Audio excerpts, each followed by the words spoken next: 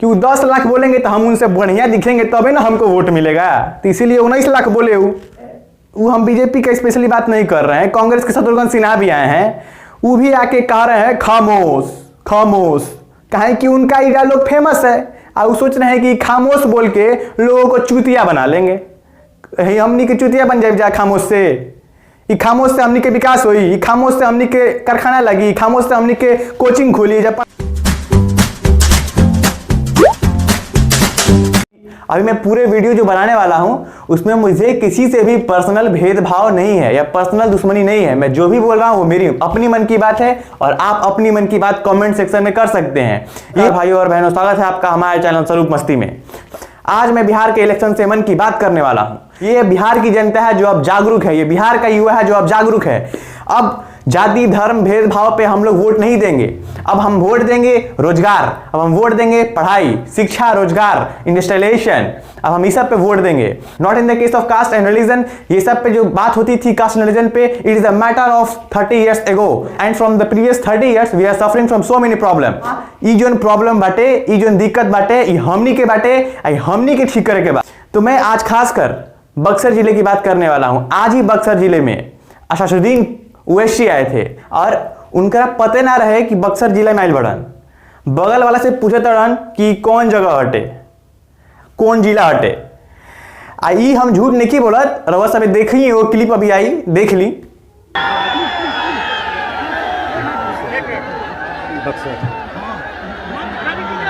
बक्सर के आरएलएसपी के प्रत्याशी जनाब नवीन साहब,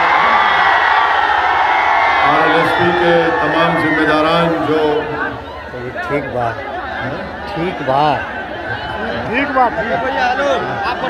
जिम्मेदारान बैठे हैं, एमआईएम पार्टी के तमाम जिम्मेदारान, ठीक बात। तो ये क्लिप देखने के बाद आप लोग सोच सकते हैं कि वो बक्सर जिले में आए और ही इवन डोंट नो, उन्हें पता भी नहीं है कि वो कहां पे खड़े हैं। तो ऐसे नेता को अगर हम सत्ता पे रखेंगे तो हमारा क्या होगा आप सोच सकते हैं। अब मैं आगे बढ़ता हूं चिराग भैया पे। चिराग भैया no doubt very decent person देखने से, और उनके बात और उनका जो मुद्दा है इलेक्शन का बहुत ही सटीक मुद्दा रखे हैं। वो बार बार बोलते हैं पलायन पलायन, और पलायन मजदूरों का हो या बच्चों का हो या जॉब के लिए हो, वो तीनों टाइप का पलायन का बात कर रहे हैं और ये सच्चाई बात है, पलायन होता ही है। मेन मुद्दा चिराग भैया का एक बात है, बहुत परफेक्ट बात है कि कोटा का मुद्दा उठाते हैं बार बार कि कोटा में पढ़ने वाला बिहारी, कोटा में पढ़ाने वाला बिहारी, और जितने इंस्टीट्यूशन हैं सबका मालिक, अधिकतर मालिक भी बिहारी। बट ये व्यवस्था, वहां की जो व्यवस्था है वो राजस्थानी है, वो राजस्थान की है। तो वो व्यवस्था क्यों नहीं हम बिहार में कर सकते हैं? क्यों नहीं वो व्यवस्था पटना में हो सकती है? क्यों नहीं वो व्यवस्था भागलपुर में हो सकती है? क्यों नहीं वो व्यवस्था बक्सर में हो सकती है, आरा में हो सकती है? क्यों नहीं हो सकती है? हमारे जो बच्चे हैं वो सारे बाहर जाते हैं, सारा पैसा हमारा दूसरे राज्य में जा रहा है। हमारे जो मजदूर हैं वो बाहर जाके काम कर रहे हैं। हमारा जो आईटी सेक्टर हो या मजदूर, हमारे यहाँ जो भी छोटे लेवल से लेकर बड़े लेवल तक, मजदूर से लेकर आईटी सेक्टर तक कोई भी हो, सारे लोग बाहर ही जाते हैं काम करने। ना यहाँ पर कोई कारखाना है, ना यहाँ पे आईटी सेक्टर है, कुछ नहीं है। और नीतीश कुमार इसके लिए क्या बहाना दे रहे हैं कि हमारा जो क्षेत्र है वो समुद्र के तटीय इलाके पे नहीं है, हम जमीन से घिरे इलाके में हैं। मतलब बिहार के आजू बाजू, झारखंड, वेस्ट बंगाल, यूपी, सारे तरफ क्या है, जमीनी इलाका है, यहाँ पे समुद्र नहीं है। अरे तो भाई एमपी और राजस्थान में कौन सा समुद्र है? बट वहां भी तो कारखाने हैं, वहां भी तो मजदूर जाते हैं। ये सब बस एक बहाना है। तो चिराग भैया पे मैं था, चिराग भैया से बस एक ही प्रॉब्लम है मुझे कि वो खुद क्यों नहीं खड़े हो रहे हैं सीएम कैंडिडेट के लिए। वो किंग मेकर बनना चाहते हैं, वो किंग खुद नहीं बनना चाहते हैं। हम वो कह रहे हैं कि हम नीतीश कुमार के साथ नहीं हैं भैया, हम नीतीश कुमार के साथ नहीं खी, बट हम बीजेपी के साथ बनी। दिक्कत बस इतनी सी है कि चिराग भैया हनुमान की तरह अपने प्रभु श्री राम यानी नरेंद्र मोदी के साथ हैं। मुझे उससे कोई भी दिक्कत नहीं है। वो हनुमान है, उनका पर्सनल मैटर है, वो हनुमान है, वो उनका पर्सनल थिंकिंग है। बट वो अपने जब पर्सनल थिंकिंग हमारे बिहार पे थोपते हैं, हमारे बिहार के भविष्य पे थोपते हैं, मुझे उस चीज़ से प्रॉब्लम है, मुझे उस चीज़ से दिक्कत है। वो बोल रहे हैं कि अगर वो जीतेंगे तो भाजपा की सरकार बनाएंगे। भाजपा में हर नेता तो अच्छा नहीं है। अभी मैं छोटा सा एक उदाहरण देता हूं। बीजेपी के ही बक्सर के एमपी हैं सुनील कुमार चौबे, और उन्होंने बक्सर में पिछले बीते कितने वर्षों से कुछ भी नहीं किया है। बक्सर के लोग इलाज के लिए पटना जाते हैं, नहीं तो बनारस जाते हैं, और इलाज तो दूर की बात है, अगर सीरियस हालत है तो रास्ते में ही दम तोड़ देते हैं। ये एक दो केस का बात नहीं है, ये बहुत सारे केस का बात है। लोग इलाज के लिए पटना पहुंच ही नहीं पाते हैं, रास्ते में ही दम तोड़ देते हैं। और ये तो हुई एक जिले स्तर की बात। अगर राज्य स्तर की बात करूं मैं, तो जितने भी अमीर अमीर लोग हैं सारे लोग इलाज कराने दिल्ली जाते हैं।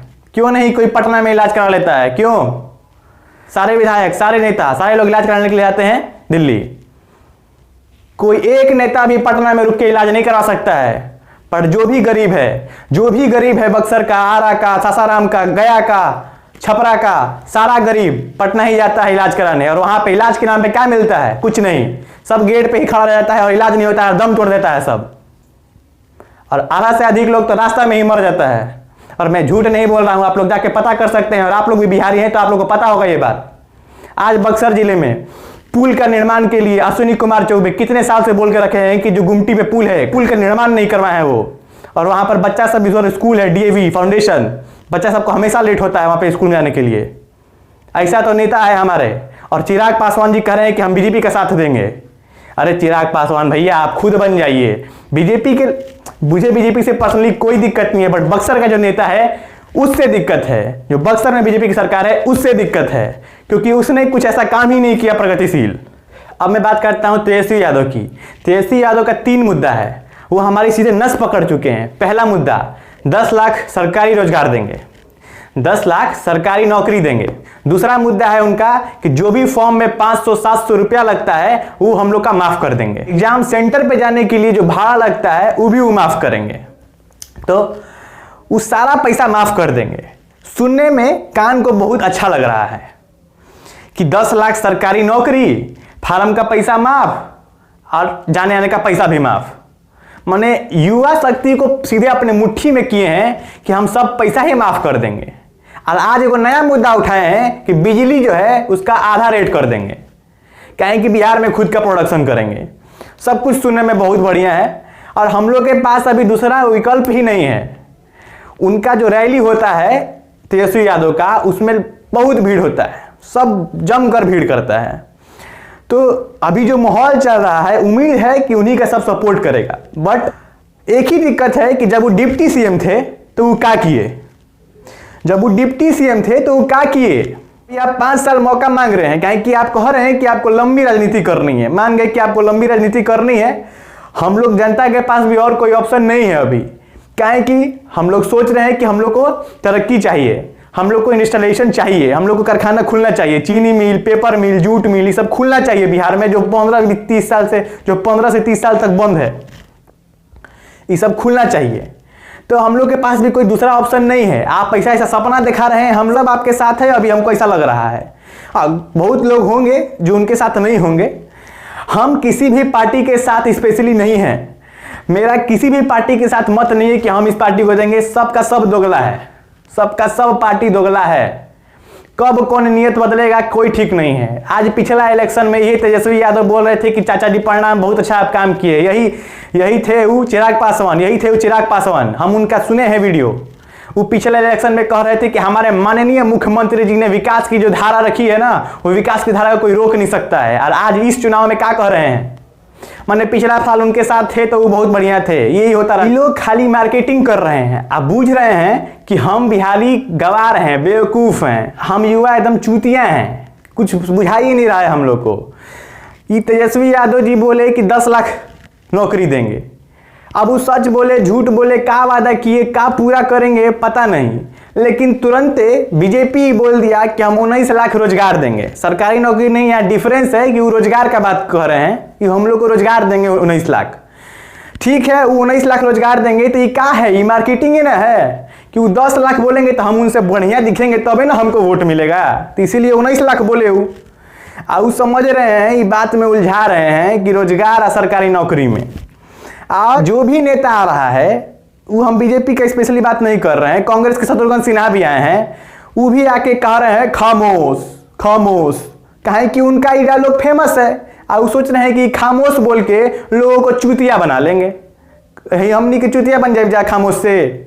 ई खामोश से हमनी के विकास हुई, ई खामोश से हमनी के कारखाना लगी, खामोश से हमनी के कोचिंग खुली, जब पढ़ाई हुई IT के IAS के हैं, खामोश सुन के हो जाई। आई है जनता चिल्लाता खामोश पे का हम कहीं आके जब करत लोग मार्केटिंग के मुद्दा का बा। अब हमनी के मुद्दा बा कि एजा विकास होके के चाहिए। आज बिहार अति पिछड़ा राज्य बाटे, सब राज्यन में से 2800 राज्य हमनी से विकसित बा, हमनी के सबसे पिछड़ा बनी जा। आ जबकि बुद्धि या विवेक से हमनी के सबसे तेज हो जा।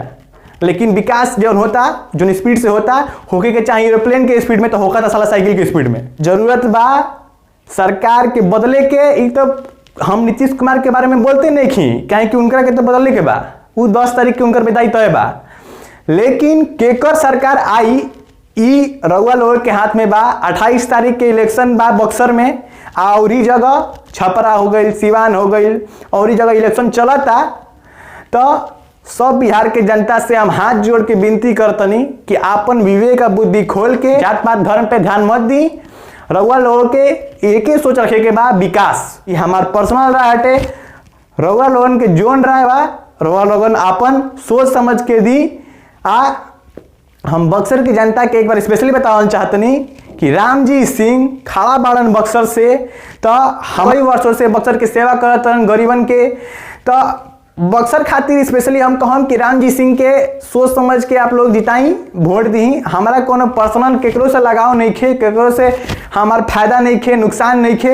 हम अपन मन के बात रउरा से कह देनी। अब रउरा अपन मन के बात कमेंट सेक्शन में कर सकी ना। तो चलता तनी अब अगर वीडियो अच्छा लगल हो तो वीडियो के लाइक सब्सक्राइब कर दी। मिला अगला वीडियो में, तब तक के लिए जय हिंद, जय भारत, बिहार फर्स्ट, बिहारी फर्स्ट।